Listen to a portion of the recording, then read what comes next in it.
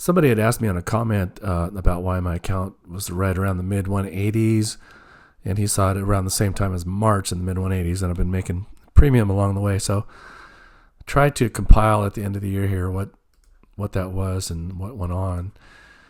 So at the beginning of the year, I had sold condos. You can see these big chunks I dumped in here: 91,000, 25,000, 38,000, adds up to like 154.5. And I started the year, I think, around 40,000. My account was at that time. So I dumped all this in. And this is the premium interest and dividends for each month, adding up to this. These are all the other ACH transactions I pulled out for some house repairs and things I've had to do, some expenses this year. So I pulled a bunch of money out, which would have reduced my balance. So all the total ACH transactions were that, and the RTP is some other kind of like direct bank transactions. Pulled some money out here and here, adds up to this. And then I moved some money from my, in December, fulfilled my Roth IRA, and then through the rest of the year, I did the rest of my Roth IRA for 2025. I put the rest in direct from my bank account, so you don't see the full amount here, but I fully funded my Roth IRA. So adding these all up, it comes to about 231. It comes to 231,439. And looking at, like, I'm kind of holding the bag on this one, SMCX.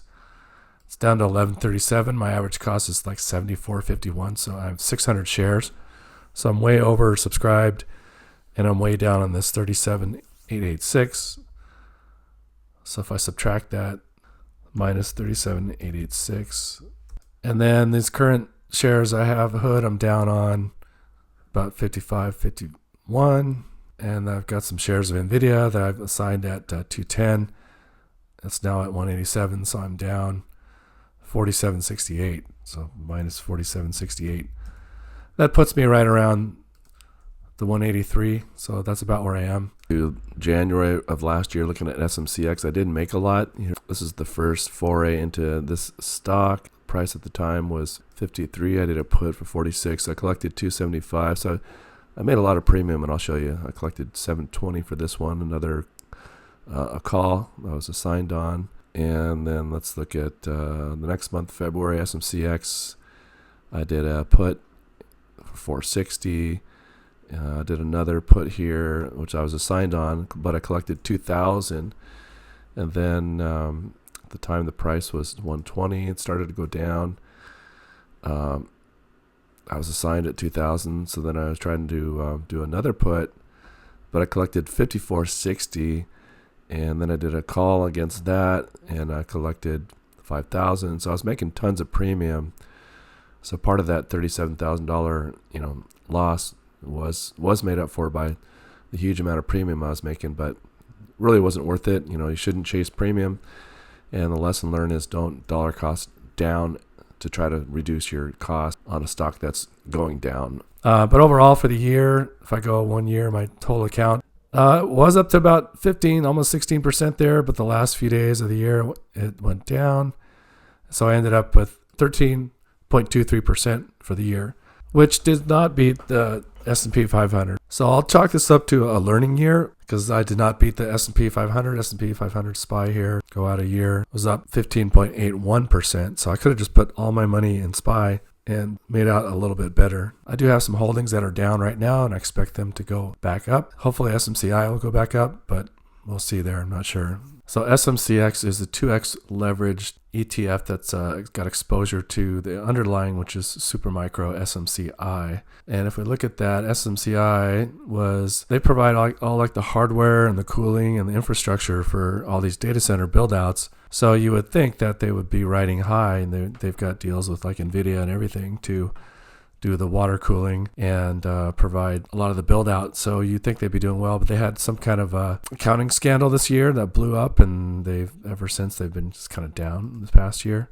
I've got these SMCX holdings that I was trying to dollar cost average down in, which is lesson learned. Don't do that. And I've got a huge percentage of my account tied up in this, so I'm hoping it's going to come back. They should. I'm hoping that with the next earnings, there's concern here, according to the news here, about their next earnings, but They should, you think, be making money with all the build outs of the AI infrastructure going on right now. So there's debate in the news of whether it's a good buy right now, because it may go back up, but you never know. It might just go be down and I'll just be stuck holding the bag here. It kind of sucks. So we'll see this year what happens with my SMCX holdings here. These are the trades I've made in December. I made a few in the last days of the month. That puts my total monthly income here with dividends, interest, and everything else, 42, 38, 47. Going forward this next year, I plan on changing things up a bit, and I'm going to keep a lot of cash. I got myself to a $42,780 amount of cash right now in my account, and I'm going to keep some dry powder for opportunities that come up, and I might consider buying options, maybe buying some leaps and maybe some shorter term options as well. I'm not sure about that. I'm researching it. One thing I've decided to do is invest in these covered call ETFs like SPY-I, QQQI, and such that they generate income. And these are ETFs that generate income but don't have NAV erosion. So if I look at like SPY-I over the past year, it's not really down. QQQI, go out over a year, it's not down like the YMAX or stuff like that junk. All of these tickers, I want to get 1,000 shares each.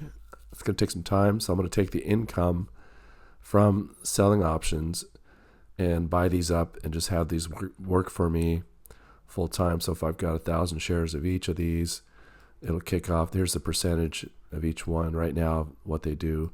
So that'll kick off a monthly amount like this. I'm considering after tax about $24.40 if I've got 1,000 shares of all these.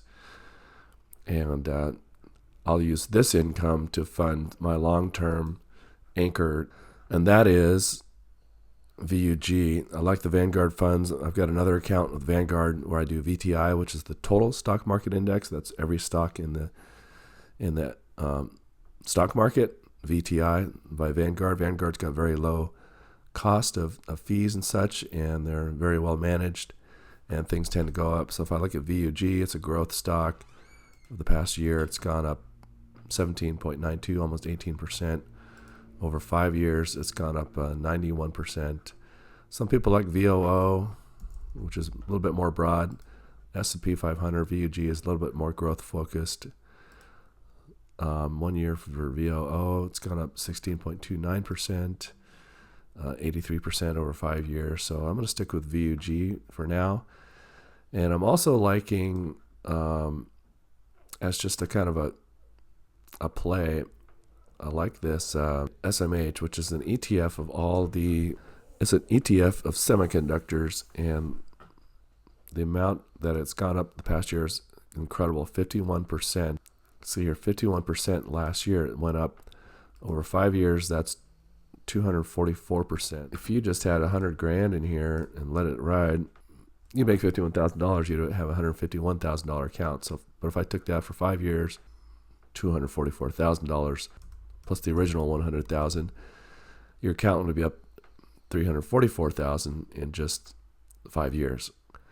So I want to invest in my anchor, which is VUG, and then for some extra growth boost, I think semiconductors are going to do pretty well in the next 5 years. I like that it's an ETF because I don't have to do the stock analysis. I'm not, that well versed yet on doing stock analysis for individual companies, and I like to let the professionals do that.